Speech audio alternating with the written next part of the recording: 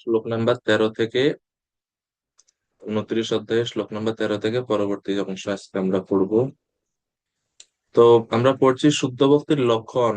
কপিল দেব মাতা দেবহূতিকে শুদ্ধ ভক্তির লক্ষণ এবং বৈশিষ্ট্যাবলী বলছেন। 12 নম্বর শ্লোকে তিনি যে অবিমিশ্র বা শুদ্ধ ভক্তি, আনঅ্যাডাল্টারেটেড ডিভোশনাল সার্ভিসের সম্বন্ধে তিনি বলছেন। এখন এই 13 নম্বর শ্লোকে তিনি একটা ন্যায় ব্যবহার করছেন, এটাকে বলা হচ্ছে কৈমুত্তীয় ন্যায়। কৈমুত্তীয় ন্যায় মানে হচ্ছে এইরকম যে, মনে করুন, আহ বল, আমরা অনেক সময় কথা কথা বলি না যে তোর বাবাও এই কাজ করতে পারেনি, তুই কিভাবে করবি। অনেক সময় বলি না আমরা যে তোমার থেকে বড় যারা আছে তারাও এটা করতে পারে নাই, তুমি এটা কিভাবে করবে, তো তোমার আর কি কথা। আমরা বলি না এরকম। এটা হচ্ছে কৈমুত্তীয় ন্যায়। ভগবান বলছেন যে এই যে শুদ্ধ ভক্তিতে ভক্ত, 13 নম্বর শ্লোকে বলবেন, বলা হবে যে ভক্ত এমনকি মুক্তিকেও গ্রহণ করে না। এর দ্বারা বোঝানো হচ্ছে যে ভক্ত মুক্তিকে পর্যন্ত স্বীকার করে না। এটা জড়জাগতিক বিষয় বাসনার আর কি কথা। অর্থাৎ জড়জাগতিক বাসনা তো সে গ্রহণ করেই না, এমনকি মুক্তিকেও করে না, তো জড়জাগতিক বাসনার আর কি কথা। তো এটাকে বলা হচ্ছে কৈমুত্য ন্যায়, যেটা 13 নম্বর শ্লোকে আজকে আমরা শুরু করবো। হরে কৃষ্ণ। তো এই শ্লোকটাও খুব গুরুত্বপূর্ণ শ্লোক, আপনারা মুখস্থ না থাকলে এটা মুখস্থ করার চেষ্টা করতে পারেন। সালোক্য শাস্ত্রী সামিপ্য সারূপ্য একত্বমপ্যুত দীয়মানম ন গৃহ্ণাতি বিনা মৎসেবনম জনা। জনা মানে হচ্ছে আমার যারা জন, শুদ্ধ ভক্তগণ। শুদ্ধ ভক্তগণ বলতে নিষ্কাম ভক্তগণ। জনা মানে হচ্ছে নিষ্কাম ভক্তেরা, বহু বচন জনা। নিষ্কাম ভক্তরা তারা মত সেবনম বিনা মানে আমার সেবা ছাড়া আর কিচ্ছু চায় না। আর কিছু কি চায় না? সালোক্য শাষ্টি সামীপ্য সারূপ্য একত্বম। সালোক্য মানে ভগবানের লোক লাভ, লোকে যাওয়া। শাস্ত্রী মানে ভগবানের মতন ঐশ্বর্য প্রাপ্তি হওয়া। সামীপ্য মানে ভগবানের নিকটে থাকার সুযোগ লাভ করা। সারূপ্য মানে ভগবানের মতো রূপ লাভ করা। একত্ব মানে হচ্ছে ভগবানের সঙ্গে লীন হয়ে যাওয়া, যেটাকে সাযুজ্য বলা হয়। তো একত্বমকেই সাযুজ্য মুক্তি বলা হয়ে থাকে। এই 5 প্রকারের মুক্তি আছে, তারা এই 5 প্রকারের মুক্তি চায় না। বিনা মত সেবনম, আমার সেবা ছাড়া এই 5 প্রকারের মুক্তি তারা চায় না। দীয়মানম অপি, দীয়মানম অপি মানে আমি যদি দিও, তারা চায়। কেন? যেহেতু তারা সবসময় আমার সেবা চায়, আর সেবা এই মুক্তির মধ্যে সেবা ভাব নাই। অহম আহ, ভবান প্রভুর অহম দাস ইতি যত্র বিলেপ্যতে। ভগবান আমার প্রভু, আমি ভগবানের দাস। এই দাস এবং প্রভু সম্পর্ক মুক্তি স্তরে থাকে না বলে ভক্ত মুক্তিকে গ্রহণ করে না। তো অনুবাদে বলা হচ্ছে শুদ্ধ ভক্ত সালোক্য শাস্ত্রী সামীপ্য সারূপ্য এবং একত্ব বা সাযুজ্য, এই সমস্ত মুক্তির কোনোটি গ্রহণ করেন না। এমনকি ভগবান সেগুলো তাদের দান করলেও তারা তা গ্রহণ করেন না। এটা হচ্ছে শ্লোকের মোটামুটি অর্থ। তো শ্রীল প্রভুপাদ এই 5 প্রকার মুক্তি কি তা তাৎপর্যে একটা একটা করে ব্যাখ্যা করছেন, এবং প্রথমে তিনি বলছেন মহাপ্রভুর প্রার্থনা। মহাপ্রভু আমাদেরকে শিখিয়েছেন জন্ম জন্মান্তরে, উম, মম জন্মনি জন্মনীশ্বরে। তো প্রভুপাদ বলছে জন্ম জন্মান্তরে ইঙ্গিত করে যে ভক্ত জন্ম মৃত্যুর নিবৃত্তিও কামনা করে না। যোগী এবং জ্ঞানীরা জন্ম মৃত্যুর পন্থা থেকে মুক্ত হতে চায়, কিন্তু ভক্ত জড় জগতে থেকেও ভগবত ভক্তি সম্পাদন করে সন্তুষ্ট থাকে। কীট জন্ম হও যথা তুয়া দাস, বহির্মুখ ব্রহ্ম জন্মে নাহি মোর আস। ভক্তিবিনোদ ঠাকুর বলছে। কখনো কখনো তিনি সেবা করার জন্য বৈকুণ্ঠ লোকে উন্নীত হতে রাজি হতে পারেন, কিন্তু তিনি কখনো ব্রহ্মজ্যোতিতে লীন হয়ে যাওয়ার মতো যে সাযুজ্য মুক্তি, সেটা কখনো ভক্ত স্বীকার করে না। ভক্তের কাছে এই যে কৈবল্য জনিত সুখ বা এই যে নির্বিশেষ ব্রহ্মে লীন হয়ে যাওয়ার যে সুখ, সেটা ভক্তের কাছে নারকীয় বলে মনে হয়। এই জন্য প্রভুপাদ তাৎপর্য শেষ দিকে বলছেন, শুদ্ধ ভক্তকে এই পাঁচ প্রকার মুক্তি দান করলেও তারা তা গ্রহণ করতে চান না, তাহলে অবশ্যই তিনি কোন রকম জড়জাগতিক লাভের জন্য লালায়িত হন না, যা এই সমস্ত অপ্রাকৃত লাভের তুলনায় অত্যন্ত নগণ্য। প্রহ্লাদ মহারাজ যখন জড়জাগতিক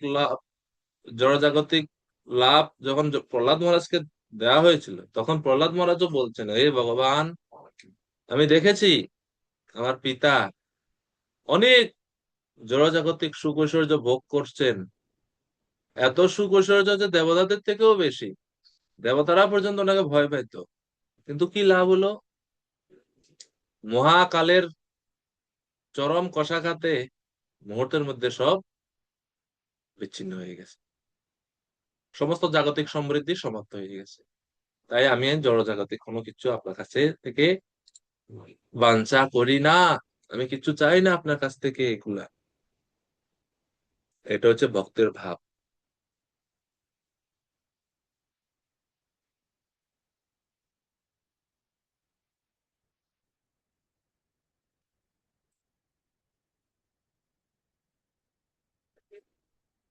এরপরে 14 নম্বর শ্লোক। তো এখন যখন ভগবান বলছেন, ভক্ত বলছে যে আমি মুক্তি চাই না, তো বলছে then why do they perform bhakti, তাহলে কেন তারা ভক্তি করে? ভক্তি করার উদ্দেশ্য কি তাদের? তারা মুক্তিও চায় না, তাহলে কি চায় তারা? তারা শুধুমাত্র সেবাই চায়, না আর অন্য কোনো কিছু আছে তাদের ইচ্ছা? 14 নম্বর শ্লোকে সেটা ক্লিয়ার করছে।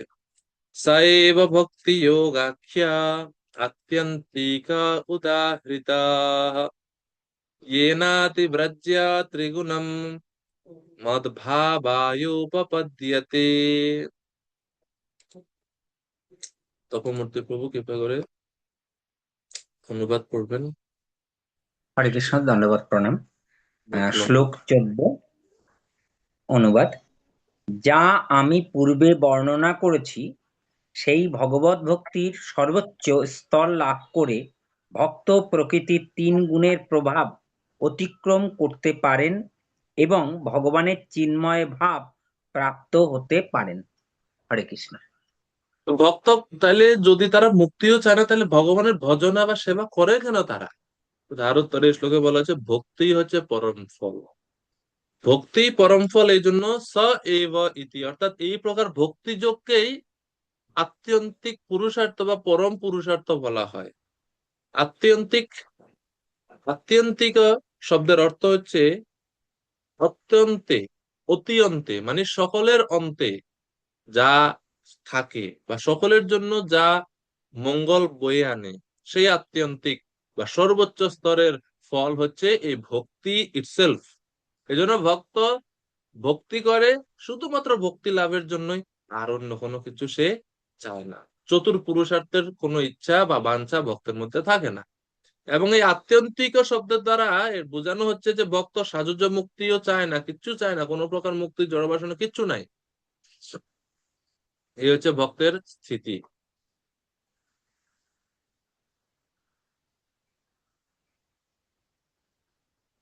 ইয়ে না অতিব্রজ্য ত্রিগুণম মদ ভাবায় উপপাদ্যতে। তাহলে ভক্ত কেন ভক্তি করে? ভক্ত ভক্তি করে, ভক্তির দ্বারাতে দুইটা জিনিস হয়। এক হচ্ছে ইয়ে না অতিব্রজ্য ত্রিগুণম, ভক্তি শুদ্ধ ভক্তির দ্বারাতে এই 3 গুণকে অতিক্রম করা যায়। যে 3 গুণকে ভগবত গীতা ভগবান বলছেন দূরতিক্রমণীয়, সেই 3 গুণকে অতিক্রম করা যায় ভক্তির ফলে। তবে এটা ভক্তির মূল লক্ষ্য বা মূল ফল নয়, এটা হচ্ছে গৌণ ফল, মুখ্য ফল নয়। এটা 3 গুণকে অতিক্রম করে, এটা গৌণ ফল। মুখ্য ফল কি? মদ ভাবায় উপপদ্যতে। মদ ভাবায় উপপদ্যতে মানে ভক্ত আমার ভাবে বা আমার প্রেম ভক্তিতে, আমার প্রেমে সম্পূর্ণরূপে মগ্ন হয়ে থাকে। এটাই হচ্ছে ভক্তের একমাত্র আকাঙ্ক্ষা, তার এই ভক্তিমূলক সেবার পিছনে, আর অন্য কোনো কিছু না। এটা হচ্ছে 14 নম্বর শ্লোকের মূল বিষয়। মঙ্গলময়ী মাতাজি। হরে কৃষ্ণ প্রভু, মাঝে ডিস্টার্ব করলাম তার জন্য সরি। প্রণাম প্রভু। কালকে ওই শুদ্ধ ভক্তির লক্ষণ খুব সুন্দর বলছিলেন, কৃপা করে ওগুলো কমপ্লিট করুন না, বলুন। হয়ে গেছে বলা, আর একটা দুটো এটা শ্লোক, ওগুলো হয়ে গেছে, এটা সমস্যা নেই। লক্ষণ আচ্ছা না, ওটা তো আমরা মানে আমরা বিভিন্ন শ্লোক বলছিলাম আর কি, যে এখানে এই সেম জিনিস যে ভক্ত মুক্তি বা ইত্যাদি ইত্যাদি চায় না, ওটাই হয়ে গেছে, অলমোস্ট শেষ। আচ্ছা, আচ্ছা। ঠিক আছে প্রভু।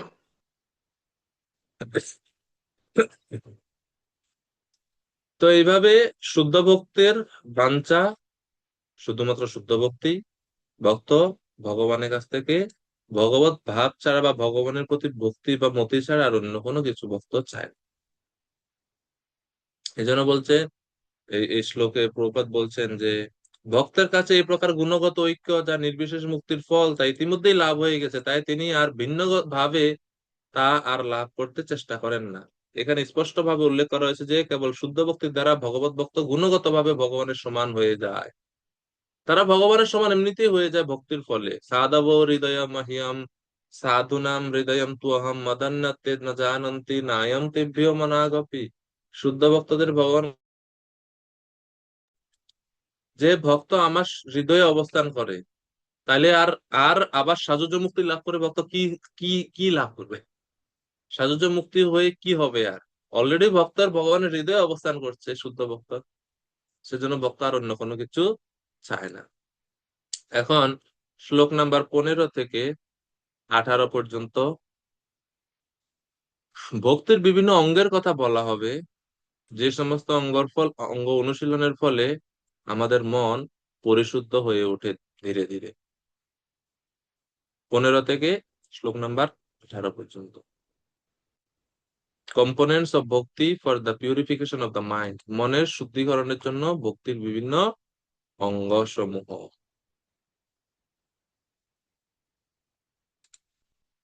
নিবেশিতেন অনিমিত্তের সরি নিষেবিতেন অনিমিত্তেন স্বধর্মেণ মহীয়সা ক্রিয়াযোগেন শস্তেন নাতি হিংস্রেণ নিত্যশঃ। তো এখন 15 থেকে এখানে বিভিন্ন ভক্তির অঙ্গের কথা কপিল দেব বলবেন, এবং এগুলো খুব মনোযোগ দিয়ে আমাদের বোঝা উচিত। প্রথমত বলছে, নিষেবিতেন অনিমিত্তেন স্বধর্মেণ মহীয়সা। ভক্তের উচিত কোনো অনিমিত্তেন মানে আসক্তি না রেখে স্বধর্মেণ তার কর্তব্য কর্ম করে যাওয়া বা স্বধর্ম আচরণ করে যাওয়া। স্বধর্ম আচরণ করবে উইদাউট ম্যাটেরিয়াল প্রফিট, জড়জাগতিক কোনো বাসনা ছাড়া। এটা হচ্ছে প্রথম অঙ্গ, প্রথম লাইনের প্রথম অঙ্গ। 15 নম্বর শ্লোকে দ্বিতীয় লাইনে আরেকটি অঙ্গের কথা বলা হচ্ছে, ক্রিয়াযোগেন শস্তেন না অতি হিংস্রেণ নিত্যশ। Regularly performing one's devotional activities without excessive violence, না অতি হিংস্রেণ নিত্যশ। নিত্যশ মানে প্রতিদিন নিয়মিত ভাবে, ক্রিয়াযোগেন মানে যে ভক্তিমূলক কার্যগুলো ভক্ত অনুশীলন করবে, কিন্তু সেই ভক্তিমূলক কার্য অনুশীলন করতে গিয়ে না অতি হিংস্রে ন, অত্যধিক হিংসার আশ্রয় ভক্ত গ্রহণ করবে না। অত্যধিক হিংসা না করে নিয়মিত ভক্তি কার্য সম্পাদন করবে। তো শিল প্রভুপাদ যে না অতি হিংস্রে ন এবং এই স্বধর্ম পালন সম্বন্ধে বলছেন, তারপর যে শুরুতে স্বধর্ম নিয়ে প্রভুপাদ ব্যাখ্যা করছেন, যে স্বধর্ম বলতে ব্রাহ্মণ ক্ষত্রিয় বৈশ্য শূদ্র তাদের বর্ণ অনুসারে তাদের যে ধর্ম, সেটাই হচ্ছে তাদের নিজ নিজ স্বধর্ম, এবং সেই স্বধর্ম অনুশীলন করার ফলে সমাজে সুন্দর সুষ্ঠু অবস্থা ফিরে আসে। এবং গীতা ভগবান বলছেন সকর্মণা তম অভ্যর্চ, অর্থাৎ মানুষ তার কর্তব্য কর্ম মাধ্যমে ভগবানের সেবা করতে পারে।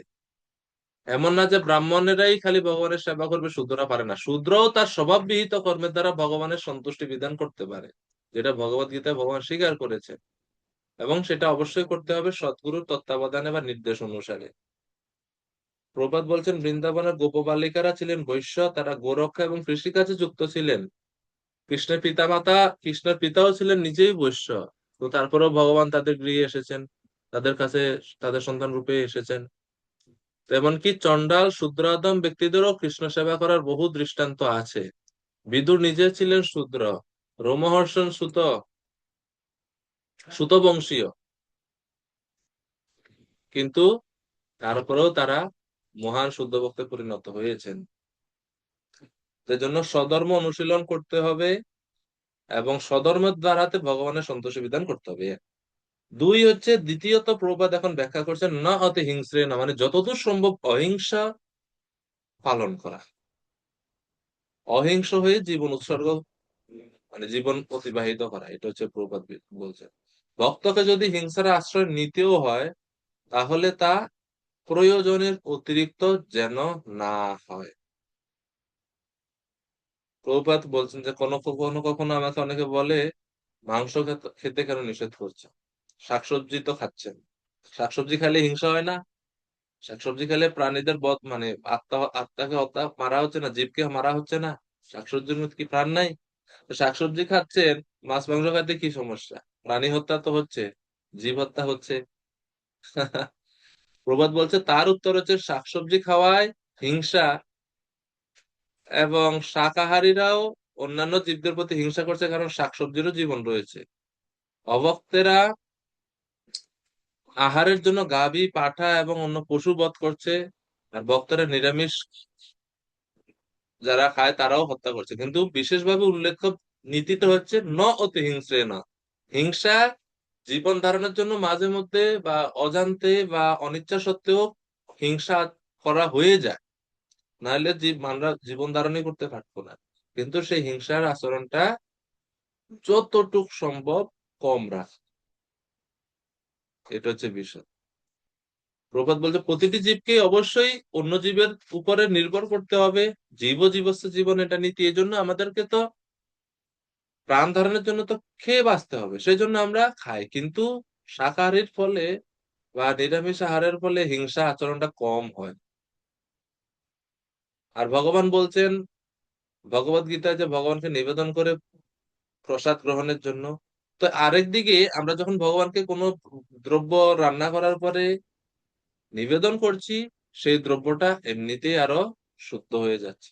তো এইভাবে ভক্ত যখন নিরামিষ খায়ও, সেটার ফলে পাপ তাকে স্পর্শ করতে পারে না, কারণ এটা তার স্বভাব, এটাই তার খাবার শাস্ত্রে নির্ধারণ করা আছে। বাঘ যেরকম হরিণ খেলে পাপ হয় না, মানুষও যখন শাকসবজি ভগবানকে ভোগ নিবেদন করে প্রসাদ রূপে খায়, তাকে কর্মফল স্পর্শ করতে পারে না। প্রবাদ বলছে আমাদের হিংসা করতে হয়, এটাই প্রকৃতির নিয়ম। আমাদের যদি ভগবানের আদেশে হিংসা করতে হয়, তাহলে কেবল যতটুকু প্রয়োজন ততটুকু মাত্র হিংসা করা উচিত। তাকে বলছে নাতি হিংসা। আমরা হিংসা এড়াতে পারি না, কেননা বদ্ধ জীবনে পতিত হয়েছি, যেখানে হিংসা করতে বাধ্য হই। কিন্তু প্রয়োজনের অতিরিক্ত যেন সেটা না হয়, ভগবানের আদেশের অতিরিক্ত যেন সেটা না হয়। এটা হচ্ছে দুইটা অঙ্গের কথা, এইভাবে আমরা এই শ্লোকে দেখতে পাই। মাতাজি বলুন। হরে কৃষ্ণ প্রভু, প্রণাম।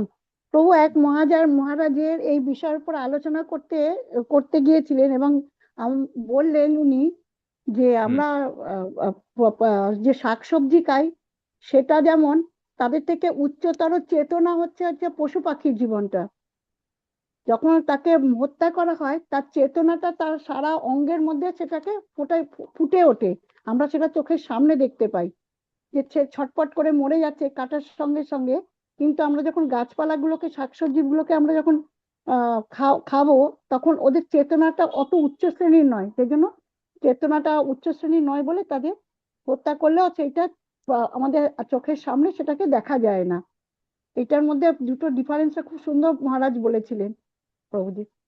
হরে কৃষ্ণ। মহারাজ। আমাদেরই আচ্ছা, যাই ইসকনেরই হোক। এক মহারাজ আচ্ছা আচ্ছা, যাই হোক। আমাদের ইসকনের কিন্তু মহারাজ এই ব্যাখ্যা যদি উনি। দিবেন, এই ব্যাখ্যা যদি দিবেন, তাহলে প্রশ্নের সম্মুখীন হবেন। প্রশ্নের সম্মুখীন কিরকম হবেন প্রভু? এই কারণে, আমি নিজে এখন আপনাকে প্রশ্ন করবো, ওকে সে দুঃখ কষ্ট প্রকাশ করতে পারে না বলে আপনি তাকে মারছেন বলে আপনি অনুমোদন দিচ্ছেন, কিন্তু সে দুঃখ কষ্ট প্রকাশ করছে না, কিন্তু সে তো অনুভব করছে। গাছ হ্যাঁ, তো অনুভব অনুভবটা করছে। করছে। তো অনুভব তো সেম করতেছে, একটা প্রাণী যেরকম করতেছে গাছও করতেছে। তো অনুভব তো করতেছে সেম, প্রকাশ করতে হ্যাঁ পারো প্রভু, না। এটা আমাদের শাস্ত্রতে সেটা তো অনুমোদন করা হয়েছে। আমরা যখন ওটাকে রান্না করছি তখন হ্যাঁ, আমার ভগবানকে আমরা এটা ঠিক নিবেদন আছে, করছি না? এটা ঠিক আছে যে অনুমোদন করা আছে এই জন্য আমরা হ্যাঁ, খেতে পারছি, এতে আমাদের পাপ হচ্ছে না। কিন্তু তারপর আপনি যদি বলেন যে তারা দুঃখ প্রকাশ করতে পারে না, তাহলে আপনি আহ প্রশ্নের না, সম্মুখীন হয়ে যাবেন বেশি। এইটার সঙ্গে ওইটাও যুক্ত হবে, আমাদের শাস্ত্র অনুমোদন করেছেন ওইটা।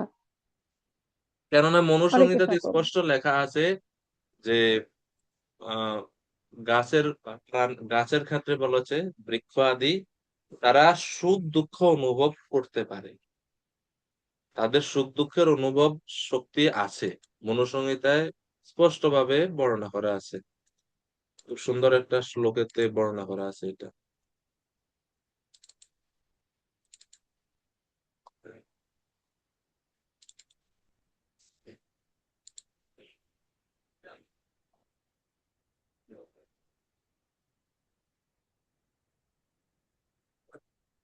তমসা বহুরূপেণ বেষ্টিতা কর্মহেতুনা অন্তঃসংজ্ঞা ভবন্তি এতে সুখ দুঃখ সমন্বিতা। মনুসংহিতা 1:49।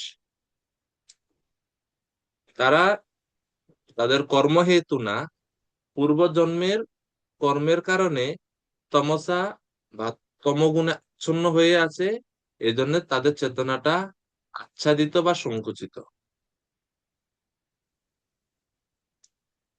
কিন্তু এর মানে এটা না যে তারা সুখ দুঃখ অনুভব করে না। অন্তঃসংজ্ঞা, তাদের সংজ্ঞা আছে, চেতনা আছে, কিন্তু সেটা অন্তঃ, আমরা এটা বুঝতে পারি না সহজে। প্রকাশ না। এবং ভবন্তি এতে তাদের মধ্যেও আছে, কি আছে, সুখ দুঃখ সমন্বিত, তারা সুখ দুঃখ অনুভব শক্তি তাদের মধ্যেও আছে, কিন্তু তারা ক্ষমা করে দেয়। হরি। যে এটা মনুসংহিতাতে বলা আছে। তপমূর্তি প্রভু হাত উঠেছিলেন। হরে কৃষ্ণ, ধন্যবাদ প্রণাম। ধন্যবাদ। মূলত আমাদের আমাদের আর কি আম, এই যে নিরামিষ খাওয়া এবং আমিষ খাওয়া দুটো একই রকম ব্যাপার। যখন কিনা আমরা ওটাকে ভগবানের সামনে উপস্থাপন করছি, তখনই আমাদের ওখান থেকে আমরা অনুমোদনটা পাচ্ছি। তাই ভগবান যেটা পেলে সন্তুষ্ট হচ্ছেন, আমরা সেটা দেওয়ার ফলেই আমাদের যে হিংসাটা, সেটা অপেক্ষাকৃত আর কি সর্বোচ্চ কম এসে দাঁড়াচ্ছে, এবং ওখান থেকে আমরা ভগবান ভোগ গ্রহণ করার পরে আমরা ওই প্রসাদটা পেতে পারি। ফলে এখানে আরেকটা উদাহরণ দেওয়া যেতে পারে। যদি কোনো একটা বয়স্ক কোনো মানুষ, আর মানে যার গায়ে ঠিকমতো শক্তি নেই, হুম। আর একজন যুবক, হ্যাঁ, এই দুজনকে যদি আমি অত্যাচার করি, তো সবাই বলবে যে আহ, একটা ইয়ং যুবক, তাকে অত্যাচার করেছো ঠিক আছে, কিন্তু একজন অসহায়, তাকে তুমি অত্যাচার করলে কেন? তো সেখানে দাঁড়িয়ে সবাই কিন্তু ওই অসহায়ের পক্ষেই থাকবে। আমার হুম। মনে হয়েছে, যদি আমি মানে হিংসাই করতাম, আমি কিন্তু প্রাণী হত্যা করেই খেতাম। আমি কিন্তু এই অসহায় এই গাছপালাকে আমি কিন্তু খেতাম না বলে আমার মনে হয়েছে। এবং আমি আমার মনে হয়েছে, যেহেতু ভগবান ফল ফুল পাতা জলের কথা বলেছেন, আর তার সাথে দুগ্ধ দিয়ে রাধারানী 1,500 রকম রন্ধন করার কথা এটা আমরা পাই।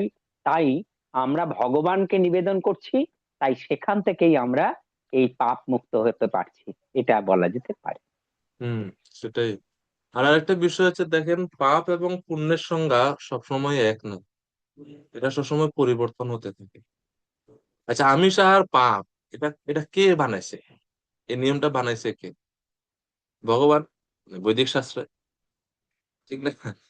তো তো এই জন্য যখন ভগবানের আদেশে কেউ কিছু করে, যেমন হিংসা আচরণ করছে অর্জুন, কিন্তু ভগবানের আদেশে। এখন এখানে সেই ভগবানে কপিল দেব আবার বলছেন ন তে হিংস্রে ন, কিন্তু আবার সেই ভগবানই অর্জুনকে গীতায় বলছেন তসমাৎ উত্তিষ্ঠ ভারত, উঠে দাঁড়াও, যুদ্ধ চ, যুদ্ধ কর। তাইলে বিপরীত কথা না, বিপরীত না। যখন ভগবান বলছে যুদ্ধ করো, ওটাই হচ্ছে অর্জুনের জন্য নত হিংসা, হিংসা। ওটা অর্জুনের জন্য এটা পাপ না, ওটাই অর্জুনের সেবা। কেননা শাস্ত্রের নির্দেশ হচ্ছে মত নিমিত্তে কৃতম পাপম অপিক্ষেমায় কল্পতে, পদ্ম পুরাণে বলা হচ্ছে। মত নিমিত্তে ভগবান বলছেন আমার জন্য, আমার আদেশে, আমার সন্তুষ্টি বিধানের জন্য এই দুইটা শর্ত আছে। আমার আদেশ অনুসারে এবং আমার সন্তুষ্টি বিধানের জন্য মত নিমিত্তে কৃতম পাপম, কেউ যদি শাস্ত্রের বা তথাকথিত নিয়ম অনুযায়ী যেটা পাপ বলে পরিগণিত সেটা কেউ করেও ভগবানের আদেশে এবং ভগবানের সন্তুষ্টি বিধানের জন্য যদি কেউ করে, অপি সে মায়া কল্পতে, যদিও এটা পাপ কিন্তু এই পাপের আচরণের ফলে ভক্ত ক্ষেম বা শুভ ফল লাভ করবে, তার ভালো হবে, সে পুণ্য লাভ করবে, সে সুকৃতি লাভ করবে।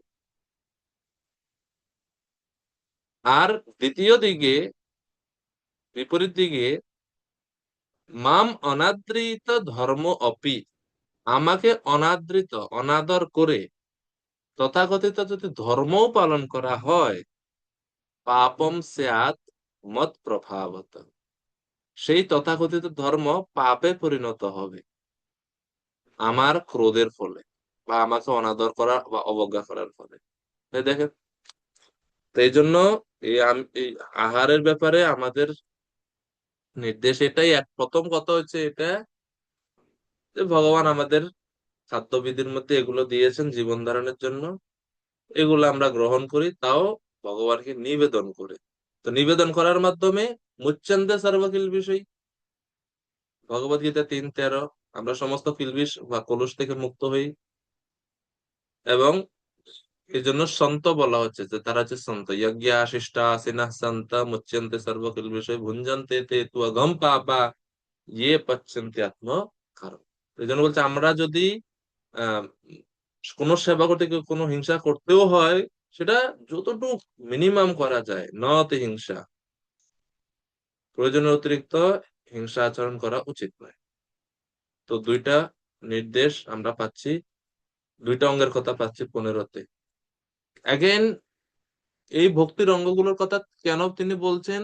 For the purification of mind, মনের নির্মলতা বা শুদ্ধতা আনয়নের জন্য 15 থেকে 18 নম্বর শ্লোকের বিভিন্ন ভক্তি অঙ্গের কথা তিনি বা পালনীয় বিধিনিষেধের কথা তিনি বলছেন। হিংসা কম করলে মন শুদ্ধ হবে, স্বধর্ম দ্বারা ভগবানের সন্তুষ্টি বিধান করলে মন পবিত্র হবে। আর কি কি করতে হবে 16 নম্বর শ্লোকে আরো বলা হচ্ছে। মীনাক্ষী মাতাজি, এন্ড্রেস কোশ্চেন। হরে কৃষ্ণ প্রভু, যে শাস্ত্রতে আমাদের আমিষ নিরামিষ বলে কোনো উল্লেখ দেওয়া হয়নি, সেখানে আমাদের বলা হয়েছে সাত্বিক আর রাজসিক তামসিক আহারের কথা বলা হয়েছে। তো এটাকে আমরা আইডেন্টিফাই করব কি করে? শাস্ত্রেতে মানে আমিষ এটা নিরামিষ এখানেই লেখা আছে রয়েছে, কি নাই সেটা আপনি কিভাবে নিশ্চিত করে বলছেন? সেখানে তো আমাদের সাত্বিক ভোজনের কথাই বলা হয়েছে। আপনি কত শাস্ত্র পড়ছেন আর আমি কত শাস্ত্র পড়ছি যে খালি সাত্ত্বিকই আছে, রাজসিকই আছে, আমিষ নিরামিষ নাই?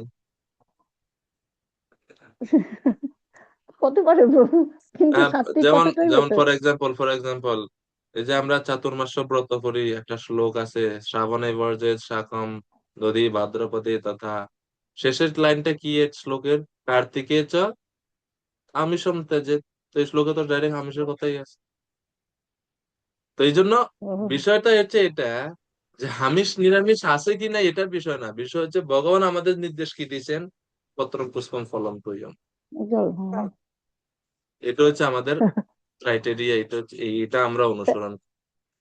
থ্যাংক ইউ প্রভু, ভুল ধরিয়ে দেওয়ার আর জন্য। হরে কৃষ্ণ। আর আর ভগবত গীতায় ভগবান তো গুণের হিসাব অনুযায়ী বিভিন্ন বলছেন, সাত্বিক আহারের এই লক্ষণ, রাজসিক আহারের এই লক্ষণ। প্রসাদের মধ্যেও রাজসিক হতে পারে, তো এই জন্য রাজসিক বলে যে বাদ, রাজসিক বাদ এটা না। প্রসাদের মধ্যে অনেক রাজসিক হতে পারে না, যেমন রাজসিকের সংজ্ঞা কি? কটু, অম্ল, লবণ, অতি উষ্ণ, তীক্ষ্ণ, রুক্ষ, অতিরিক্ত দিলেন। বিদাহীন।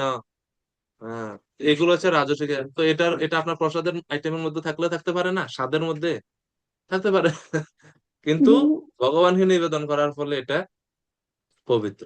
আবার এখানে ভক্তি বিনোদ ঠাকুর, ভক্তি সিদ্ধান্ত সরস্বতী ঠাকুর নির্দেশ দিয়েছেন সাধক ভক্তদের এই রাজসিক স্বাদযুক্ত প্রসাদও গ্রহণ করা উচিত নয়, কম উচিত গ্রহণ নয়। করা উচিত এবং বাদ দেওয়া উচিত। সাত্বিক স্বাদযুক্ত প্রসাদই গ্রহণ করা উচিত। এর ফলে মন প্রসন্ন হবে এবং কৃষ্ণ ভাবনামৃত ঠিক হবে। আয়ু সত্য বলা, আরোগ্য, সুখ, প্রীতি, বিবর্ধন। তো এটা হচ্ছে বিষয়। হরে থ্যাংক ইউ কৃষ্ণ। প্রভু। হরে কৃষ্ণ। হরে কৃষ্ণ। 16 নম্বর শ্লোক। মধ্যৃষ্ণ দর্শন স্পর্শ পূজা স্তুতি অভিবন্দনৈঃ ভূতেষু মদ্ভাবনয়া সত্ত্বেন সঙ্গমেন চ। মাতাজি অনুবাদ পড়বেন কৃপা করে 16 নম্বর শ্লোক, মীনাক্ষী মাতাজি। হরে কৃষ্ণ প্রভু। শ্লোক নম্বর 16 অনুবাদ। ভক্তের নিয়মিতভাবে মন্দিরে আমার শ্রী বিগ্রহ দর্শন করা, আমার শ্রী পাদপদ্ম স্পর্শ করা এবং আমার উদ্দেশ্যে পূজার উপাচার এবং প্রার্থনা নিবেদন করা উচিত। তার উচিত সত্যগুণে নিষ্কাম চিত্তে প্রতিটি জীবকে চিন্ময় ভাব সমন্বিত বলে দর্শন করা। হরে কৃষ্ণ প্রভু। এই শ্লোকে আরো দুইটা অঙ্গের কথা 16 নম্বর শ্লোকে তিনি বলছেন। প্রথম লাইনে একটা, দ্বিতীয় লাইনে। বুঝতে সহজ। প্রথম লাইনের এটা হচ্ছে বিগ্রহ আরাধনা সম্বন্ধে। মত ধিষ্ণ মানে আমার যে বিগ্রহ আছে, আমার যে প্রতিমূর্তি আছে, প্রত্যাকৃতি আছে, তাকে বা সেই বিগ্রহের কিভাবে আরাধনা করব? দর্শন, ভগবানের দর্শন করতে হবে। স্পর্শ, স্পর্শ বলতে ভগবানের শ্রীচরণ কমল স্পর্শ করা, আশীর্বাদ লাভের জন্য, বা অর্চন করার সময় তো স্পর্শ করতেই হয়। 3 নম্বর হচ্ছে পূজা, অর্চন, আরতি। তারপর হচ্ছে স্তুতি, স্তুতি প্রার্থনা, প্রার্থনা করা উচিত। অভিবন্দনে প্রণাম নিবেদন করা, নমস্কার করা উচিত। এইভাবে বিগ্রহের আরাধনা করা উচিত। এটা করলে মন পবিত্র হবে। আর বিগ্রহ আরাধনার খুব গুরুত্বপূর্ণ একটা রোল আছে আমাদের ভক্তিমূলক বা ভক্তি রঙ্গের মধ্যে। শ্রদ্ধায় শ্রীমূর্তির সেবন পঞ্চাঙ্গ ভক্তির মধ্যে। পঞ্চাঙ্গ 64টার মধ্যে তো মহাপ্রভু আর পঞ্চাঙ্গ দিয়েছেন, শক্তিশালী। পঞ্চাঙ্গের মধ্যে একটা কিন্তু বিগ্রহ আরাধনা আছে। তো সেই জন্য এটা আমাদের মনকে পবিত্র করার জন্য খুব গুরুত্বপূর্ণ। কারণ হচ্ছে এই প্রসঙ্গে আহ প্রভুপাদ এবং আচার্যরাও বলছেন যে যখন আমরা বিগ্রহ সেবা করি, অল কাইন্ডস অফ প্যারাফেনেলিয়া, মানে হচ্ছে যে মানে বিগ্রহ সেবার জন্য যে যে জিনিসগুলো আমরা ব্যবহার করি, পঞ্চপ্রদীপ বা আর যে যে সমস্ত আসবাবপত্র গুলো আছে, এগুলা যখন ভগবানের সেবায় যুক্ত হয়, এগুলা এই জিনিসপত্রগুলো চিন্মত্ব প্রাপ্ত হয়। এবং সেই সমস্ত আসবাবপত্রগুলো যখন আমরা সেবা করার জন্য এগুলো স্পর্শ করি, এগুলো মার্জন করি, এর ফলে আমাদের হৃদয়ের কলুষতা গুলো ধীরে ধীরে ধীরে ধীরে দূর হয়, অনর্থ গুলো ধীরে ধীরে দূরীভূত হয় এবং হৃদয় পবিত্র হয়, মন পরিষ্কার হয়। এবং সেটাই হচ্ছে মূলত লক্ষ্য। এবং এর ফলে যখন হরিনাম করা হয়, মন পবিত্র থাকার ফলে তখন সেই হরিনামে একাগ্রতা এবং সেই হরিনামের প্রকৃত স্বাদ বা আমরা অনুভব করতে পারি। আচ্ছা, তো এটা তো একটা গেল। দ্বিতীয় লাইনে বলেছে ভূতেষু মদ ভাবনায়া সত্ত্বেন অসঙ্গমেন চ। এটা সবচেয়ে গুরুত্বপূর্ণ, যেটা আমরা অনেক সময় পারি না। মদ ভূতেষু মানে সমস্ত জীবদেরকে, খালি মানুষ না, প্রতিটি জীবকে চিন্ময় ভাব সমন্বিত বলে দর্শন করা। মদ ভাবনায়, মদ ভাবনায় মানে যে আমার সম্পর্কে বা আমার সাথে যুক্ত বলে ভাবা, সমস্ত জীবদেরকে আমার সঙ্গে যুক্ত বলে ভাবা বা আমার সন্তান রূপে ভাবা। তো এই জন্য এটা এটা হচ্ছে দ্বিতীয়, যে তার উচিত সত্যগুণে নিষ্কাম চিত্তে, মানে সত্যেনা মানে সত্যগুণে স্থিত হয়ে, অসঙ্গমেন অনাসক্তি সহকারে বা নিষ্কাম চিত্তে প্রতিটি জীবকে চিন্ময় ভাব সমন্বিত বা ভগবানের সাথে সম্পর্কিত বলে দর্শন করা। এর মানে ভগবানের সাথে সম্পর্কিত বলে দর্শন করা মানে কি? দেখেন, ভগবানের বিগ্রহের আরাধনার জন্য আমরা পঞ্চপ্রদীপ ব্যবহার করি। পঞ্চপ্রদীপটা যদি কোনো কারণে অসাবধানতার সঙ্গে পায়ের সঙ্গে লেগে যায়, তখন কি করি আমরা?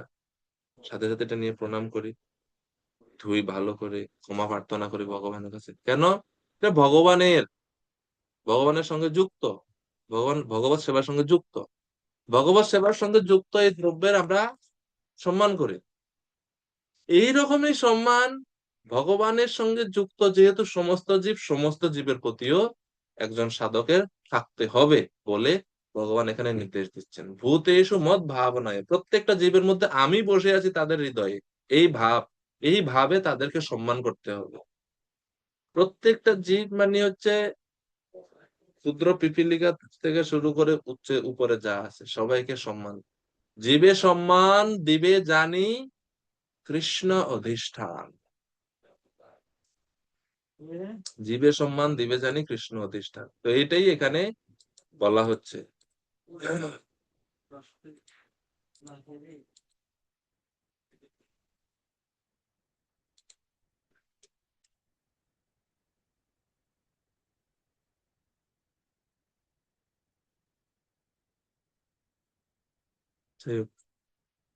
তো শ্রীল প্রভুপাদ তাৎপর্য বলছেন যে নবীন ভক্তদের কর্তব্য বা নবীন ভক্তদের জন্য বিশেষভাবে এই বিগ্রহ আরাধনা পদ্ধতির ব্যবস্থা করা হয়েছে। মন্দিরে ভগবানের উপস্থিতি নবীন ভক্ত এবং উন্নত ভক্ত যেভাবে অনুভব করেন তার মধ্যে পার্থক্য আছে। নবীন ভক্ত মনে করে অর্চা বিগ্রহ মূল ভগবান থেকে ভিন্ন, সে মনে করে বিগ্রহ রূপে ভগবানের প্রতীক, অর্থাৎ ভগবান বিগ্রহের মধ্যে থাকে, এটা হচ্ছে নবীন ভক্তের অনুভূতি। আর উন্নত ভক্তের অনুভূতি হচ্ছে বিগ্রহই হচ্ছে ভগবান। বুঝতে বুঝতে পারছেন? নবীন ভক্ত মনে করে বিগ্রহের মধ্যে ভগবান থাকে, আর উন্নত ভক্ত মনে করে বিগ্রহটাই ভগবান, ভগবানের স্বরূপ। তো এই জন্য নবীন ভক্তদের বিগ্রহ আরাধনার উপদেশ দেওয়া আছে, কেননা নবীন স্তরে আমাদের ইন্দ্রিয়গুলো অশুদ্ধ থাকে, সংস্কার থাকে প্রবল, খারাপ সংস্কার, ব্যাড ইমপ্রেশন গুলো থাকে, খারাপ সংস্কার থাকে, প্রবল থাকে। যেহেতু নতুন নতুন বক্তৃতা আসছি, এতদিন সব মায়ের কোলে সব শুয়ে শুয়ে সবকিছু করছি, আর ইন্দ্রিয়গুলো থাকে অশুদ্ধ। এই দুইটার জন্য বিগ্রহ আরাধনায় যুক্ত থাকতে হবে। স্বভাব শুদ্ধ হবে, ইন্দ্রিয় শুদ্ধ হবে, তখন ভক্তিতে স্থির থাকা যায়। এই জন্য নবীন ভক্তদের জন্য এটা খুবই গুরুত্ব। প্রভুপাদ বলছেন এটা ভক্তের একটা কর্তব্য কর্ম, যে ভগবানকে সজ্জিত করা। প্রভুপাদ বলছেন না যে যত বেশি, প্রভুপাদের খুব বিখ্যাত একটা কোট আছে, যত বেশি তুমি ভগবানকে বেশি ভালো ভালো ফুল এবং পোশাক দিয়ে অলংকার দিয়ে সজ্জিত করবে, তত তোমার হৃদয়ের কাম বাসনা দূরীভূত হবে। এখন দ্বিতীয় অঙ্গের কথা বলা হচ্ছে যে এই যে প্রতিটি জীবকে ভগবানের অংশ রূপে দর্শন করা, প্রত্যেকটা জীবের হৃদয়ে ভগবানকে দেখা, এটা হচ্ছে উন্নত ভক্তের দৃষ্টিভঙ্গি। এবং এই ভাবটা বা এই মনোভাবটা আমাদের অর্জন করা বা প্র্যাকটিস করার চেষ্টা করা উচিত। সমস্ত জীবকে ভগবানের সাথে সম্পর্কিত বলে দেখা, এবং খালি দেখায় না, তাদের সম্মানও করা। প্রভুপাদ তাৎপর্যে শেষ দিকে বলছেন যারা কৃষ্ণ ভক্তিতে উন্নত তাদেরই সঙ্গে আমাদের মৈত্রী স্থাপন করা উচিত এবং বিশেষ শ্রদ্ধা প্রদর্শন করা উচিত। অন্য সমস্ত জীবেরাও নিঃসন্দেহে ভগবানের অংশ, তাদের সম্মান করব, কিন্তু যেহেতু তাদের চেতনা আচ্ছাদিত, কৃষ্ণ ভক্তি বিকশিত হয়নি, তাদের সঙ্গ করা উচিত নয়, তাদের সঙ্গ ত্যাগ করা উচিত। এবং বিশ্বনাথ চক্রবর্তী ঠাকুরের এই উদ্ধৃতি এখানে আবার দিয়েছেন, বৈষ্ণব হওয়া সত্ত্বেও যদি কারো চরিত্র ভালো না হয় তাহলে তার সঙ্গ বর্জন করা উচিত। যদিও একজন বৈষ্ণব বলে তাকে শ্রদ্ধা করা যেতে পারে, যেহেতু যিনি বিষ্ণুকে স্বীকার করেছেন পরমেশ্বর রূপে এবং জীবনের সর্বস্ব রূপে, এই জন্য তিনি বৈষ্ণব। কিন্তু এও আশা করা যায় যে বৈষ্ণবদের মধ্যে দেবতাদের সমস্ত গুণগুলো প্রকাশিত হবে, এই আশা করে ওনাকে সম্মান করব। কিন্তু যেহেতু বর্তমানে ওনার কিছু আচরণে বা চরিত্রে কিছু সমস্যা আছে, দূর থেকে ওনার সঙ্গ দূর ওনার সঙ্গ করা যাবে না, দূরে থাকতে হবে। এটা বিশ্বনাথ চক্রবর্তী ঠাকুরের উক্তি। তো এই দুইটা অঙ্গ। এরপরে 17 নম্বর শ্লোক। এখন 17 নম্বর শ্লোকে, 17 এবং 18 এই দুইটি শ্লোকে মধ্যম অধিকারী ভক্তের কোয়ালিটি সম্বন্ধে ভগবান বলবেন। 17 এবং 18 নম্বর শ্লোকে মহতাম বহুমানেন দীনানাম অনুকম্পয়া মৈত্র্যা চৈবাত্মতুল্যেষু ইয়ামেনা নিয়মেনা চ। খুব সুন্দর এই শ্লোক। হ্যাঁ, মঙ্গলময়ী মাতাজি অনুবাদ করবেন 17 নম্বর শ্লোক। হরে কৃষ্ণ প্রভু, ধন্যবাদ প্রণাম। নতুন 17 নম্বর শ্লোক অনুবাদ। শুদ্ধ ভক্তের উচিত গুরুদেব এবং আচার্যদের প্রতি সর্বোচ্চ সম্মান প্রদান করে ভগবত ভক্তি সম্পাদন করা। দীনজনদের প্রতি তার কৃপা প্রদর্শন করা উচিত এবং সমতুল্য ব্যক্তিদের সঙ্গে মিত্রতা স্থাপন করা উচিত, কিন্তু তার সমস্ত কার্যকলাপ ইন্দ্রিয় সংযম এবং বিধিনিষেধ অনুসরণ করার দ্বারা সম্পাদন করা উচিত। হরে কৃষ্ণ প্রভু। আমরা উত্তম মধ্যম অধিকারী ভক্তের সংজ্ঞাতে কি দেখি ভাগবতে?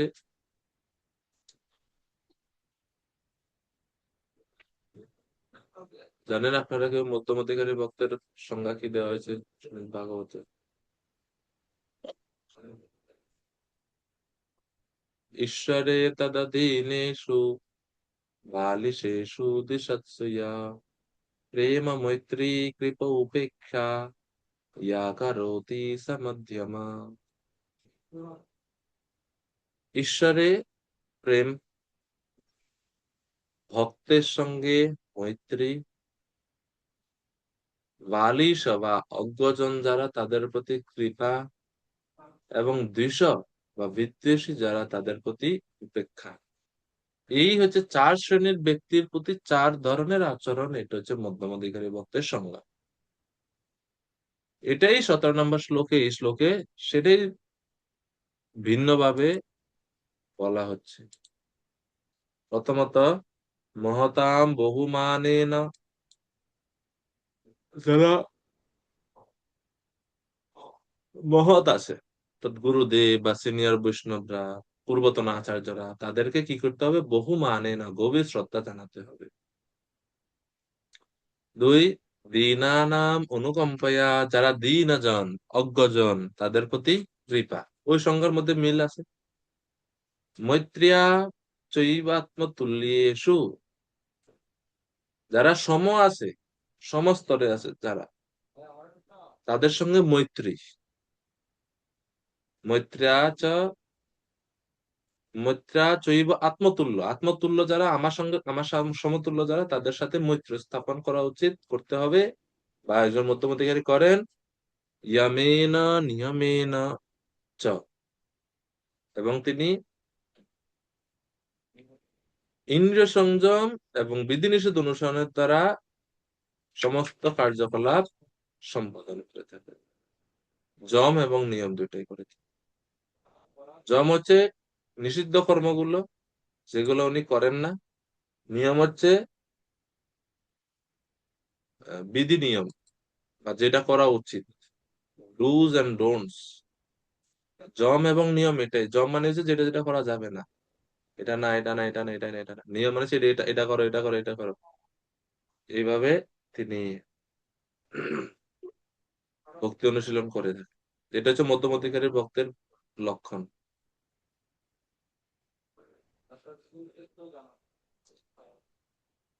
প্রপাত তারপরে যে বলছেন যে এখানে নির্দেশ দেওয়া হয়েছে যে আচার্যদের সর্বোচ্চ সম্মান প্রদর্শন করা উচিত। শাস্ত্রে উল্লেখ করা হয়েছে, গুরুসু নরমতি, অর্থাৎ গুরুদেবের প্রতি যদি কেউ নরমতি করে বা সাধারণ মানুষ বলে গুরুদেবকে মনে করে, বৈষ্ণবকে কোনো বিশেষ জাতি, ও আচ্ছা অমুক বৈষ্ণব হয়তো তালুকদার বংশের, ও অমুক বৈষ্ণব হয়তো মজুমদার বংশের, এভাবে বংশের আহ কোন বিশেষ জাতি বা সম্প্রদায়ের অন্তর্ভুক্ত যদি কেউ মনে করে, আচার্যকে একজন সাধারণ মানুষ বলে মনে করে, তবে মন্দিরে শিবের শ্রী মন্দিরে ভগবানের শ্রী বিগ্রহকে, ভগবানের যে বিগ্রহ আছে সেই বিগ্রহকে পাথর বা কাঠ বা ধাতু বলে মনে করে, যারা এরকম মনে করে তাদের কি গতি? নারকী এবছর, তাদের সকলের এক জায়গার গতি, নারক, নরকে যাবে।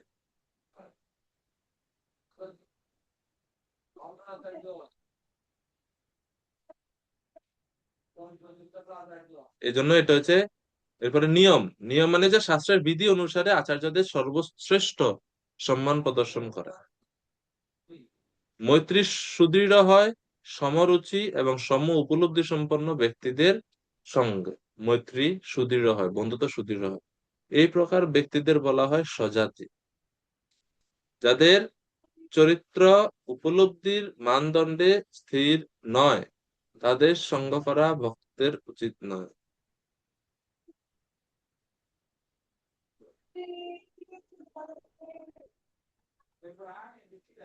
আচ্ছা, এরপরে 18 নম্বর শ্লোক। আরো মধ্যমাধিকারী ভক্তের আরো কয়েকটা বৈশিষ্ট্য পরের শ্লোকে দেওয়া আছে। সুধা সিন্ধু প্রভু কৃপা করে শ্লোক পড়বেন।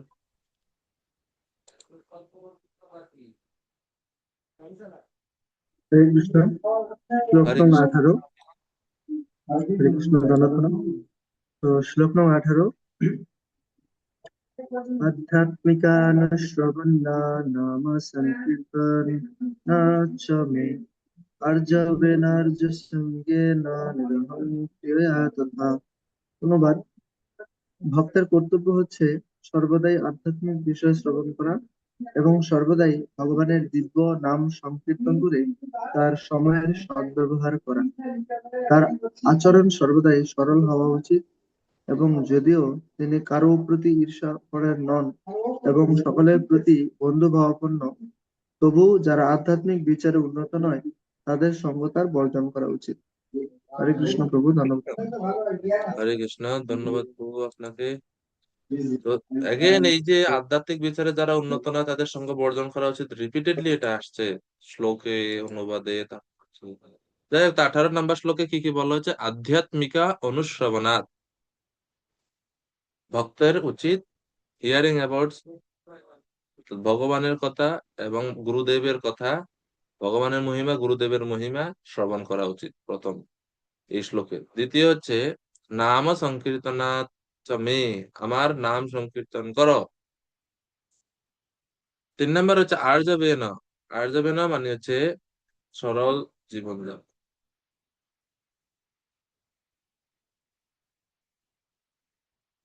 তারপরে আর্য সঙ্গেন। আর্য সঙ্গেন মানে হচ্ছে যারা আচার্যরা আছে, মহন্ত বা পূর্বতন বা সিনিয়র বৈষ্ণবরা আছে, তাদের সঙ্গ বা তাদের সাথে থাকা বা তাদের সঙ্গ লাভ করার চেষ্টা করে। অ্যাসোসিয়েশন উইথ সেন্টলি পার্সন, এটা হচ্ছে আর্য সঙ্গেন, এটা একটা ভক্তির অঙ্গ। আর সর্বশেষ হচ্ছে নিরহং ক্রিয়া তথা। নিরহং ক্রিয়া মানে হচ্ছে অহংকার বা যে মিথ্যা যে অহংকার আছে সেটা পরিত্যাগ করে দেওয়া। তো এই 18 নম্বর শ্লোকে 5টি অঙ্গের কথা বর্ণনা করা হচ্ছে। এগুলো করলে ধীরে ধীরে ভক্ত প্রেম ভক্তিতে বা শুদ্ধ ভক্তির দিকে অগ্রসর হয়, তা 19 নম্বর শ্লোককে বলা হচ্ছে। প্রশ্ন হতে পারে অতগুলো করে লাভটা কি, অত প্র্যাকটিস করে কি হবে? ভগবান 19-20 বলছে মদ ধর্মনা গুণয়ে তৈ পুরী সংশুদ্ধ আশয় পুরুষসঞ্জসা ভীতি শ্রুত মাত্র গুণম ইমাম। মঙ্গলময়ী মাতাজি অনুবাদ করবেন 19 নম্বর শ্লোকে। হরে কৃষ্ণ প্রভু।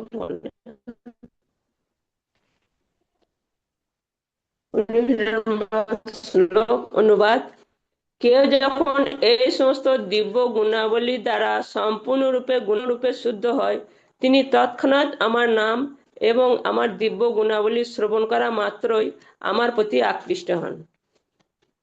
মৎগুণ শ্রুতি মাত্রেণ ময়ি হরে কৃষ্ণ প্রভু। সর্বগুহাশয়ে। মৎগুণ শ্রুতি মাত্রেণ, ভগবান যে পূর্বে যেটা বললেন যে এইভাবে এই সমস্ত দিব্য গুণাবলীর দ্বারা, অর্থাৎ এই যে যে যে অঙ্গের কথা এখানে বলা হচ্ছে, সেই অঙ্গগুলো যখন কেউ সম্পূর্ণভাবে সুন্দরভাবে পালন করে, তখন সে পূর্ণরূপে শুদ্ধ হয়। পরিসংশুদ্ধ আশয়, তার আশয় মানে হৃদয় পরিসংশুদ্ধ, পরিপূর্ণরূপে সম্পূর্ণরূপে শুদ্ধ হয়। তখন সে কি লাভ করে? পুরুষস্য পুরুষস্য অঞ্জসা ভীতি, সে ব্যক্তি তৎক্ষণাৎ কি লাভ করে? আমার প্রতি একান্ত মতি লাভ করে। শ্রুত মাত্র গুণম হিমাম, সে আমার কথা আমার গুণ মহিমা শ্রবণ মাত্রই আমার প্রতি তার মন আবিষ্ট হয়ে যায় এবং আমি সেই ভক্তের মানসপটে উদিত হই। হরে কৃষ্ণ প্রভু, এই আচ্ছা, 18 নম্বর শ্লোক এই মধ্যম অধিকারী ভক্তের সঙ্গে হ্যাঁ 19টা 19-20 ওই আলোচনা শেষ, এখন 19-20 বলছে যে এই যে ভক্তির অঙ্গগুলো পালন করলে কি হবে, আমরা শুদ্ধ ভক্তির স্তরে উন্নীত হতে পারবো, সেই ফল বলছে। এখানে ভক্তের সংজ্ঞার মূল ফ্যাক্ট ছিল আচ্ছা না, এটা মাঝখানে দুইটা শ্লোকে ভক্তির অঙ্গ বর্ণনা করছিল এবং মাঝখানে এই দুইটা শ্লোকে মধ্যম অধিকারী ভক্তের ক্যারেক্টারিস্টিক্স ছিল বলে এটা বলা হয়েছে। এমন না যে এখানে উনি ভক্তের সংজ্ঞা দিচ্ছেন কনিষ্ঠ হবে, মধ্যম হবে, উত্তম হবে, এটার লক্ষ্য না। সেজন্য এখানে আর অন্য সমস্ত শ্রেণীর ভক্তদের কথা নাই। ঠিক আছে। আচ্ছা। তো প্রভুপাদ হরে ওটা তাৎপর্য লেখছেন যে এই উপদেশের প্রারম্ভে মানে এই যে শুদ্ধ ভক্তি সম্বন্ধে তিনি যখন বলছিলেন, শুরুতে তিনি 11-12 শ্লোকে ভক্তির লক্ষণ বলছেন। মদ গুণ শ্রুতি মাত্রে না মই সর্ব গুহাশয়ে মনোগতির অবিচ্ছিন্না যথা গঙ্গাম বসাম বুধৌ লক্ষণম ভক্তিরোগস্য নির্গুণস্য হি উদাহৃত হৈতুক্য ব্যবহিতা ইয়া ভক্তি পুরুষোত্তমে। এই শ্লোকে তিনি বলছেন সেম জিনিসই আবার এখানে এখন ফুটে উঠছে বা বলছেন যে ভক্তি অনুশীলন করলে ভগবানের কথা শ্রবণ মাত্রই ভগবানের প্রতি মন আকৃষ্ট হয়ে যায়, মন আর অন্য কোনো দিকে ধাবিত হয়। 20 নম্বর শ্লোক। বায়ুরথ বায়ুরূপ রথ যেমন গন্ধকে তার উৎপত্তি স্থান থেকে বহন করে ঘ্রাণেন্দ্রিয় পৌঁছে দেয়, তেমনি যিনি নিরন্তর কৃষ্ণ ভাবনায় ভাবিত হয়ে ভক্তি যোগে যুক্ত, তিনি সর্বব্যাপ্ত পরমাত্মাকে প্রাপ্ত হন। সর্বব্যাপ্ত পরমাত্মাকে প্রাপ্ত হন মানে তিনি প্রেম স্তর লাভ করেন, কারণ প্রেমী ভক্তই সর্বত্র ভগবানকে দর্শন করতে পারে। খুব সুন্দর একটা উদাহরণ দেওয়া হচ্ছে, যথা বাত রথো গ্রানম আবৃংতে গন্ধ আশয়াত। বাতাস কখনো গন্ধ দ্বারা দূষিত বা মিশ্রিত হয় না। বাতাস কখনো গন্ধ দ্বারা মিশ্রিত হয় না, বাতাস গন্ধকে শুধু বহন করে নিয়ে যায়। এই জন্য বলছে বাত রথ, অর্থাৎ বায়ুরূপ রথে বায়ুরূপ বায়ুরূপ হ্রদ যেমন গন্ধকে তার উৎপত্তি স্থান মানে গন্ধ যেখান থেকে উৎপত্তি হয়েছে, অর্থাৎ সেন্টের বোতল নাহলে ফুল যেখান থেকে গন্ধ উৎপন্ন হচ্ছে সেখান থেকে কোথায় নিয়ে যায়, কোনো গ্রহিতার কোনো প্রাণীর কোনো মানুষের ঘ্রাণ ইন্দ্রিয় পর্যন্ত পৌঁছে দেয়। এই পৌঁছানোর কাজটা কে করে? গন্ধ নিজে নিজে আসতে পারে না, বাতাস তাকে বহন করে নিয়ে আসে। এই জন্য বলছেন বাত রথ, বায়ুরূপী রথ। এই জন্য তো তেমনি এই গন্ধ যে বায়ু বাতাস যেরকম গন্ধকে নিয়ে আসে বহন করে, তেমনি যিনি নিরন্তর কৃষ্ণ ভাবনায় ভাবিত হয়ে ভক্তিযোগে যুক্ত তিনি সর্বব্যাপ্ত পরমাত্মাকেই প্রাপ্ত হন। এবং যোগরতম চেত আত্মানম অভিকারিয়ত। তো এইভাবে ভক্ত প্রেম স্তর লাভ করেন বা সর্বোচ্চ ভক্তির সর্বোচ্চ স্তর লাভ। এখন 20 নম্বর শ্লোক পর্যন্ত বলে কপিল দেব মনে মনে চিন্তা করছেন, যখন একজন সাধক, আমি যে ভক্তি অঙ্গের কথা বললাম, ভক্তির মহিমা বললাম, ভক্তি অঙ্গগুলো পালন করবে, তখন এখানে একটা বিপদের সম্ভাবনা আছে। বিপদের সম্ভাবনা হচ্ছে অপরাধ। ইন দ্য প্র্যাকটিস অফ ভক্তি অফেন্স ক্রিয়েটস রেস্ট্রিকশন। ভক্তি সাধনের পথে একটা বাধা সৃষ্টি করে কে? অপরাধ প্রভু। অপরাধ প্রভু আমাদের ভক্তিতে বাধা সৃষ্টি করে। তো সেই অপরাধ কেন হয়? অপরাধ হয় যখন আমরা কাউকে যথাযথ সম্মান করতে পারি না, তখনই তো অপরাধ হয়। কায় মন বাক্য তিন ভাবে অপরাধ হয় যখন আমরা কারোর মর্যাদা ঠিকভাবে দিতে পারি না, তখনই তো অপরাধ হয়। ঠিক কিনা? তখন এখন কপিল দেব বলছে, আরে মানুষের কি কথা, প্রত্যেক জীবকে তুমি সম্মান প্রদর্শন করো, তাহলে কারো চরণে আর অপরাধ হবে না, তুমি বৈষ্ণব অপরাধ থেকে মুক্ত থাকবে। খালি বৈষ্ণব না, যারা সাধারণ কীট পতঙ্গ আছে তাদেরকেও তুমি সম্মান করো। তো সেইটাই, অর্থাৎ অপরাধ হচ্ছে ভক্তির প্রতিবন্ধকতা, এবং এর থেকে কি সমাধান পাওয়া যায় তা শ্লোক নম্বর 21 থেকে 27 পর্যন্ত বর্ণনা করা হয়েছে অপরাধ সম্বন্ধে। অহম সর্বেষু ভূতেষু भूतात्मावस्थित सदा तम अवज्ञाय मां मर्त्य कुरुते अर्चा विडम्बनम। অনুবাদ। তো অনুবাদে তিনি বলছেন, পরমাত্মা রূপে আমি প্রতিটি জীবে বিরাজমান। কেউ যদি সর্বত্র বিরাজমান সেই পরমাত্মাকে অবমাননা করে মন্দিরে শ্রী বিগ্রহের সেবা যুক্ত হয়, তাহলে তা কেবল বিড়ম্বনা মাত্র। বিগ্রহের মধ্যে বিগ্রহ হচ্ছে ভগবান স্বয়ং, আর সাধারণ জীবদের মধ্যে পরমাত্মা রূপে সেই ভগবানই থাকেন। এক ভগবানকে অসম্মান করে আরেক ভগবানকে সম্মান করছে, বলছে এটা একটা কি, এটা একটা হাসির পাত্র। আর এই জন্যই তারা হচ্ছে কনিষ্ঠ, যেহেতু তারা ভগবত জনের বা ভগবানের নিত্য ভক্ত পার্শ্বদের, ভগবানের শুদ্ধ ভক্তদের মহিমা তারা বুঝতে পারে না। তারা মনে করে এরা তো একজন সাধারণ মানুষ, আমি তো ভগবানের বিগ্রহের আরাধনা করে শুদ্ধ হয়ে যাব। অর্চায়ামি বা হরায়ে পূজাম ইহ শ্রদ্ধয়া ইহতে ন তদ ভক্তেষু চ অন্যেষু সভক্ত প্রাকৃত স্মৃত। প্রাকৃত ভক্তের সংজ্ঞা, শ্লোক নাম্বার 22। শ্লোক নাম্বার 22 থেকে, হ্যাঁ 22-22-এর মধ্যেই আছে। যে ব্যক্তি মন্দিরে ভগবানের বিগ্রহের পূজা করে কিন্তু জানে না যে পরমেশ্বর ভগবান পরমাত্মা রূপে সমস্ত জীবের হৃদয়ে বিরাজমান, সে অবশ্যই অজ্ঞানাচ্ছন্ন এবং তার সেই পূজা ভস্মে ঘি ঢালার মতোই ব্যর্থ।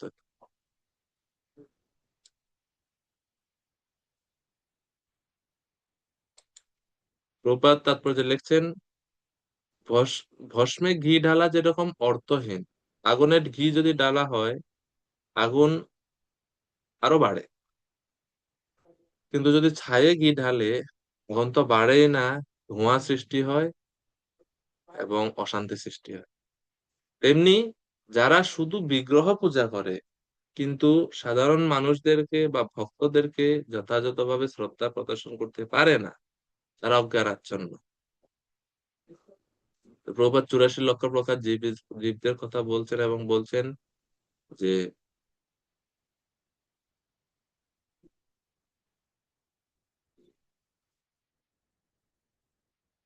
ভগবানের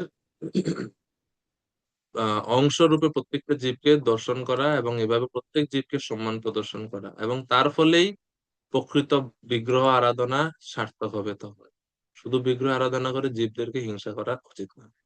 প্রভুপাদ তাৎপর্য শেষে লিখছেন, ভক্তের জানা কর্তব্য প্রতিটি জীবের অন্তরে, তা সে তুচ্ছই হোক, পিপিলিকের মতো বা বৃহৎ কেউই হোক না কেন, সকলের হৃদয়ে ভগবান অবস্থান করছেন। জীবের সঙ্গে সদয় ব্যবহার করা উচিত এবং কারোর প্রতি কোনো প্রকার হিংসা করা উচিত নয়। তো এইভাবে প্রভুপাদ উপদেশ দিচ্ছেন যে কি সকলের মধ্যে ভগবানকে, ভগবানের অংশ দেখা।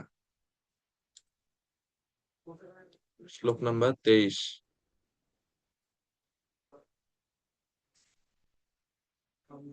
যে ব্যক্তি আমাকে শ্রদ্ধা নিবেদন করে কিন্তু অন্য জীবদের প্রতি হিংসা পরায়ণ, সে ভেদদ্বেষী ব্যক্তি, অন্য জীবদের প্রতি শত্রুতামূলক আচরণ করার ফলে কখনো মনে শান্তি লাভ করতে পারে না। এখানে আরেকটা নিন্দার কথা বলছে, হেট, জীবদের প্রতি, জীবদের প্রতি হিংসা পরায়ণ কিন্তু ভগবানকে শ্রদ্ধা করে, বলছে এটাতে আমি সন্তুষ্ট হই না।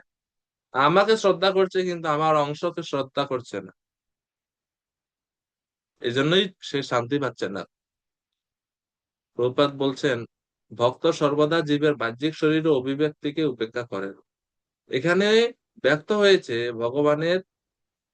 ভগবান সর্বদা জড়দেহের বন্ধনে আবদ্ধ বদ্ধ জীবদের উদ্ধার করতে উৎসুক। ভক্তদের কাছ থেকে আশা করা যায় যে তারা এই প্রকার বদ্ধ জীবাত্মাদের কাছ থেকে ভগবানের বাণী, বদ্ধ জীবাত্মাদের কাছে ভগবানের বাণী বা ভগবানের বাসনা বহন করে নিয়ে যাবেন এবং তাদের কৃষ্ণ ভক্তির আলোকে উদ্ভাসিত করবেন। এভাবে চিন্ময় পারমার্থিক জীবনের উন্নীত হতে পারে, জীবনের উদ্দেশ্য সফল হতে পারে। এই জন্য ভক্তকে শুধু ভগবানের বিগ্রহ আরাধনাকে এখানে না করা হচ্ছে না, বিগ্রহ আরাধনা তো করবেই, কিন্তু সাথে সাথে ভক্তদেরও যথাযথভাবে সম্মান প্রদর্শন করা উচিত। তাইলে যদি প্রত্যেক জীবকে কেউ সম্মান করা শিখে, তাইলে কি কোনো বৈষ্ণবকে কি সে অসম্মান করতে পারবে? আর যদি বৈষ্ণবকে অসম্মান না করা হয়, তাহলে অপরাধের প্রশ্ন কোত্থেকে আসছে? সেটা হচ্ছে, মানে এই এই দৃষ্টিভঙ্গি থেকে কপিল দেব বলছেন যে প্রত্যেক জীবকে সম্মান প্রদর্শন করো। হ্যাঁ, 24 নম্বর শ্লোক। হে মাতা, যারা সমস্ত জীবের অন্তরে আমার উপস্থিতি সম্বন্ধে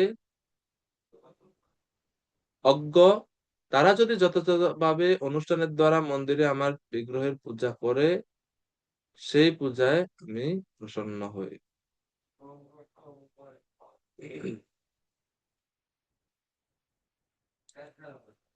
অর্থাৎ জীবের অন্তরে উপস্থিত ভগবানকে পূজা করার দ্বারা ভগবান প্রসন্ন হন। এতটুকু প্রসন্ন ভগবান মন্দিরে বিগ্রহের পূজা করলে প্রসন্ন হন না। তো প্রভুপাদ বলছে মন্দিরে আমরা 64 উপকরণ দিয়ে ভগবানের পূজা করে থাকি। পূজার প্রকৃত উদ্দেশ্য হচ্ছে ভগবানের ভক্তি প্রদর্শন করা, নৈবেদ্য সেখানে গৌণ। আমরা পরমেশ্বর ভগবানকে উৎকোচ দিতে পারি না। তিনি এতই মহান যে তার কাছে আমাদের কোনো উৎকোচের কোনো মূল্য না। উৎকোচ মানে হচ্ছে ঘুষ। আমরা শুধুমাত্র তার প্রতি প্রেম এবং কৃতজ্ঞতা প্রদর্শনের জন্য তাকে নৈবেদ্য নিবেদন করতে পারি। ভগবানের প্রতি এই কৃতজ্ঞতা এবং প্রেম ও শুদ্ধ ভক্তির দ্বারা প্রদর্শিত হয়, যিনি জানেন যে ভগবান প্রতিটি জীবের অন্তরে বাস করেন।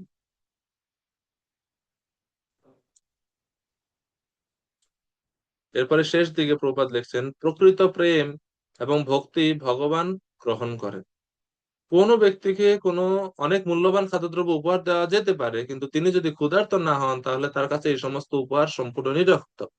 তেমনি আমরা ভগবানকে নানা রকম মূল্যবান উপহার দিতে পারি, কিন্তু ভগবান যদি প্রকৃত ভক্তি না প্রকৃত ভক্তি না থাকে এবং সর্বত্র ভগবানের মহিমা উপস্থিতি যদি আমরা সত্য সত্য অনুভব না করি, তাহলে আমাদের ভক্তি অপূর্ণ।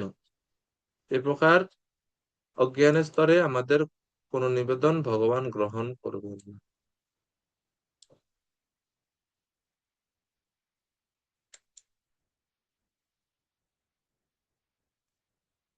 এখন সমাধান দিচ্ছেন। তখন পর্যন্ত তিনি সমস্যাটা বলছেন যে জীবকে সম্মান প্রদর্শন করো। সমাধান কি হবে মাতাজি বলুন। হরে কৃষ্ণ প্রভু প্রণাম। প্রভু, প্রণাম। এটার একটা প্রশ্ন আছে যে ভালোটা বুঝতে পারছি না। ভগবান কি অনুভব করেন যদি কেউ সমস্ত জীবের অন্তরে তার উপস্থিতি সম্বন্ধে অজ্ঞ হন, কিন্তু যদি যথাযথ অনুষ্ঠানের দ্বারা মন্দিরে তার বিগ্রহে পূজাও করেন? তার দিকগুলির তালিকা প্রদান করুন, কৃপা করে একটু বলুন। এর তাৎপর্য পড়ে পড়ে বের করতে হবে। আমার কাছে তো রেডিমেড উত্তর নাই মাতাজি। ওই এই তালিকা এই তিন চারটা বের করা কঠিন হয়ে যায়। এই তিন চারটা শ্লোকের অনুবাদ গুলো একটু পড়বেন, যে 21, 22, 23, 24 এই চারটার মধ্যে আপনি পাবেন। তো তাৎপর্য পড়তে হবে, তাইলে আপনি উত্তরটা পাবেন। আমি তো আগে থেকে রেডি করি না, বা প্রশ্ন তো উত্তর তো আমার কাছে নাই, এই জন্য আমি এখন আপনাকে হুট করে বলতে পারবো না। তো কৃপা করে সমস্যা পরে হচ্ছে, বললেন। পরে বলার দায়িত্ব আর আমাকে দিয়ে না। মীনাক্ষী মাতাজিকে আপনি জিজ্ঞেস করতে পারেন, মাতাজি হেল্প করবে, বা অন্য যারা আরো আছেন বৈষ্ণবেরা। হরে কৃষ্ণ। তো সমস্যা হচ্ছে সমস্ত জীবকে সম্মান প্রদর্শন করতে হবে। বিগ্রহ আরাধনাকে এখানে ছোট করে দেখানো হচ্ছে না। এটা কেউ যেন আমরা এটা ব্যাখ্যা করে না বিগ্রহ আরাধনা বাদ দাও। মূল মানে ভগবান এখানে তুলনা করে বোঝাচ্ছেন যে যারা শুধু বিগ্রহের মধ্যে ভগবানকে পূজা করে, কিন্তু সাক্ষাৎ যারা বৈষ্ণবরা আশেপাশে ঘোরাঘুরি করছে তাদেরকে দেখেই না, বা সমস্ত জীবদেরকে ভগবানের অধিষ্ঠান রূপে বিচার করে না, তারা হচ্ছে বিপদে পড়বে। এটা হচ্ছে অপরাধ। অপরাধ হয়ে যেতে পারে, বৈষ্ণবদের কাছে অপরাধ হয়ে যেতে পারে। আর সমাধান কি? কর্তব্য পালন করা, বিগ্রহ আরাধনা করা, যতক্ষণ পর্যন্ত উপলব্ধি না হয় যে ভগবান সর্বজীবে বিরাজমান, ততদিন পর্যন্ত এগুলো করতে থাকো। তো বুঝতে হবে তো যে ভগবান সমস্ত জীবের হৃদয় বিরাজমান, এর জন্য তো সাধনা করতে হবে, ভক্তিমূলক অঙ্গ অনুশীলন করতে হবে। এই কারণে তো 25 নম্বর থেকে 27 পর্যন্ত।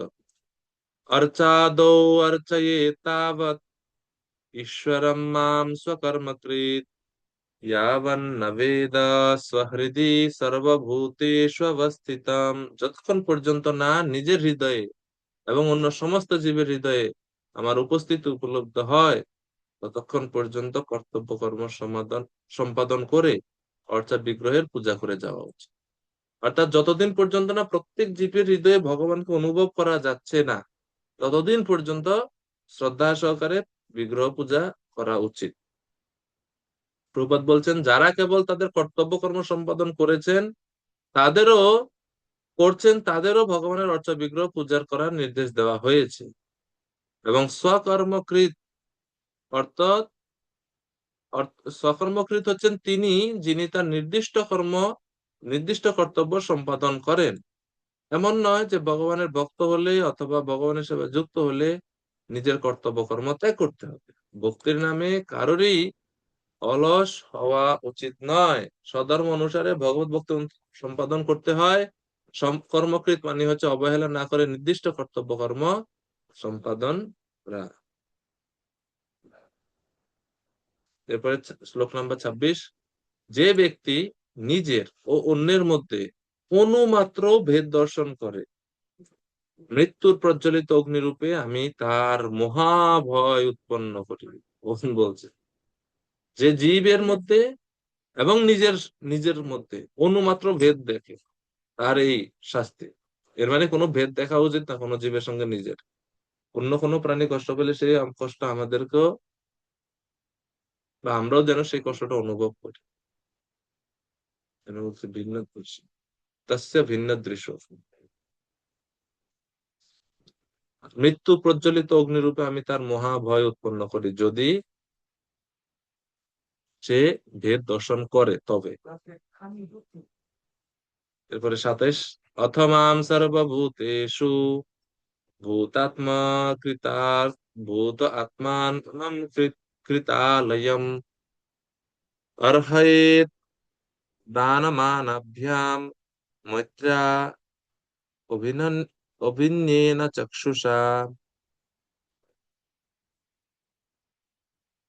তো এর শ্লোকে বলা হচ্ছে, অতএব দান, সম্মান এবং মৈত্রীপূর্ণ আচরণ দ্বারা সমস্ত জীবকে সমদৃষ্টিতে দর্শন করে সমস্ত জীবের স্বরূপে আত্মার স্বরূপে বিরাজমান এবং আমার পূজা করা, সমস্ত জীবের অন্তরে স্বরূপে বিরাজমান আমার পূজা করা, এই হচ্ছে সমাধান। সমস্ত জীবকে সমদৃষ্টিতে দর্শন করতে হবে, প্রত্যেক জীবের হৃদয়ে ভগবানকে দর্শন করতে হবে, এবং এর ফলে অপরাধ থেকে মুক্ত থাকা যাবে। তা এর মানে আবার এটা না যে জীবকে ভগবান বলে মনে করতে হবে।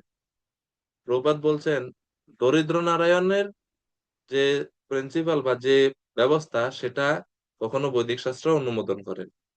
দরিদ্র নারায়ণ কথা মনে আছে আপনাদের? পূর্বেও ছিল পর্যায়ে প্রভুপাদ দরিদ্র নারায়ণের কথা বলছে যে নারায়ণই এই দরিদ্র মানুষের রূপ ধারণ করে আসছে, তো তাদের সেবা করলে নারায়ণের সেবা হবে। প্রভুপাদ বলছেন না, নারায়ণ কেন দরিদ্র হবে? ওনার স্ত্রীর নাম হচ্ছে লক্ষ্মী দেবী অর্থমন্ত্রী, তো উনি কেন দরিদ্র হবে?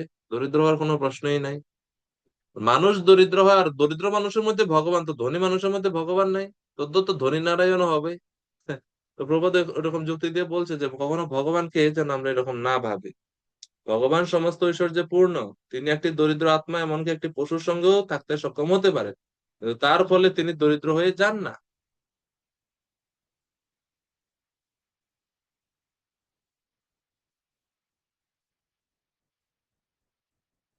জীবের প্রতি সমভাবাপন্ন হওয়ার অর্থ এই নয় যে তার প্রতি পরমেশ্বর ভগবানের মতো আচরণ করা উচিত। দয়া এবং মৈত্রীর অর্থ এই নয় যে ভ্রান্ত ভাবে কাউকে পরমেশ্বর ভগবানের উচ্চ পদে উন্নীত করতে হবে।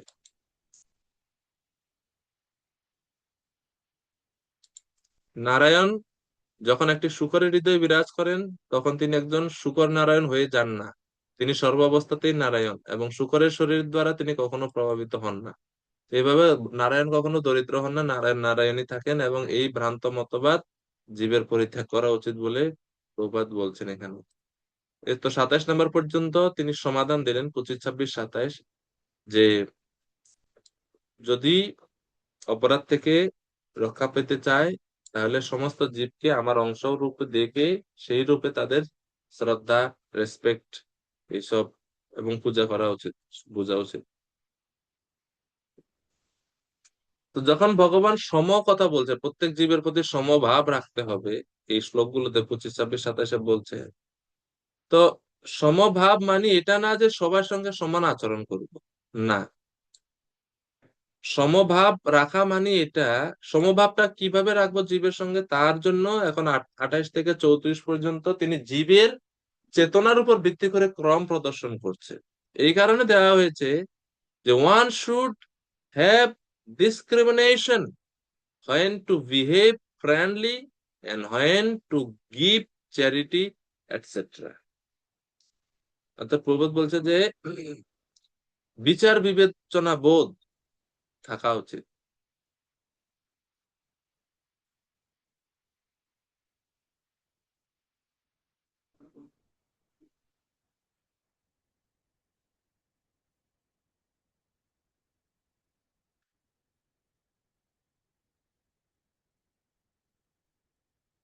অর্থাৎ জীবের প্রতি সমভাবাপন্ন মানে এমন না যে আমি একজন বৈষ্ণবকে প্রণাম করব আর একটা বাঘ দেখলাম তো বাঘকেও গিয়ে প্রণাম করবো। তো এই জন্য এখন কপিল দেব 28 থেকে শুরু করে জীবের চেতনার কথা বলছেন, যেন চেতনার উপর ভিত্তি করে আমরা জীবকে হিসাব করি এবং তার সঙ্গে সেই রকম আচরণ করি। কেননা প্রত্যেক জীবের চেতনা ঠিক সমান স্তরে নাই। তো যার চেতনা উন্নত না, সেই সমস্ত প্রাণী থেকে নিজেকে দিকে দূরে রাখতে হবে, এটা হচ্ছে মূল বিষয়।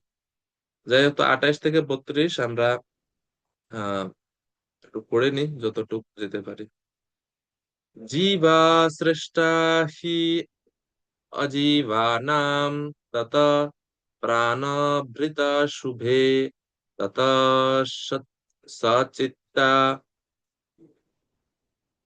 ततः सचिन्ता प्रवरा ततश्चैन्द्रियवृत्तय।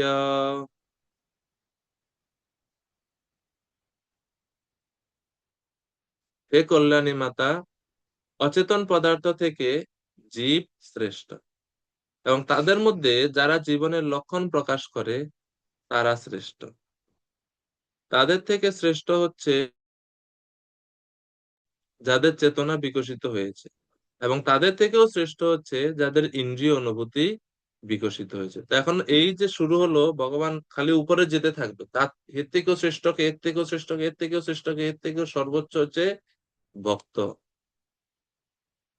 তো অচেতন পদার্থ থেকে জীব শ্রেষ্ঠ, কেননা অচেতন তো নিজে নিজে নড়াচড়া করতে পারে না, তার কোনো প্রাণের লক্ষণ নাই, জড় বস্তু। কিন্তু জীব প্রাণ আছে, চিন্ময় আত্মা আছে, বা সে অনুভূতি আছে।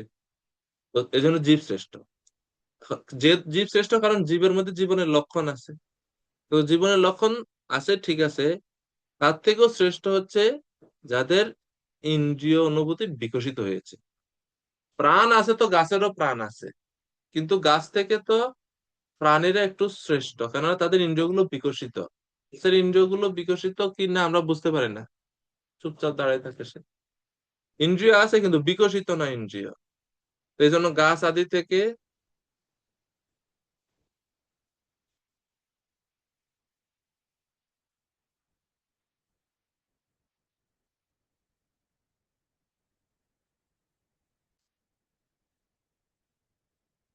গাছ থেকেও তাদের ইন্দ্রিয় অনুভূতি বিকশিত হওয়ার কারণে তারা শ্রেষ্ঠ। এখানে আমরা একটা সুন্দর চার্ট আছে, এটা আপনারা একটু দেখতে পারেন, আশা করি আপনারা উপকৃত হবেন।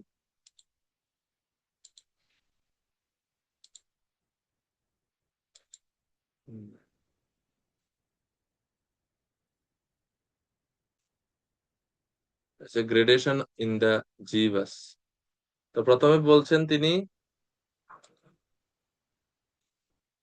হ্যাঁ, প্রথমে বলছেন ইনঅ্যানিমেট অবজেক্ট, অচেতন পদার্থ। তার থেকে শ্রেষ্ঠ হচ্ছে লিভিং ইমুভেবল এন্টিটিস, মানে জীবিত কিন্তু অচল প্রাণ, যে সমস্ত সত্তা আছে, যেরকম গাছ, গাছের প্রাণ আছে কিন্তু ইমুভেবল, চলাফেরা করতে পারে না। তার থেকে শ্রেষ্ঠ হচ্ছে entities with greater life symptoms.